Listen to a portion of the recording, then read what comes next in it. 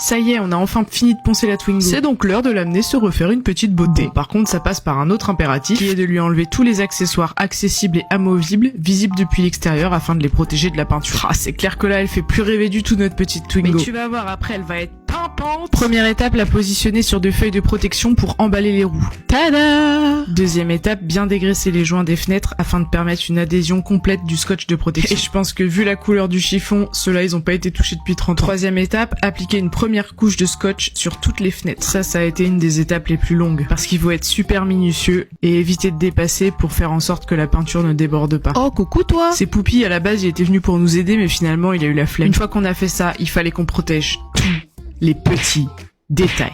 Et quand je dis tout, c'est vraiment tout.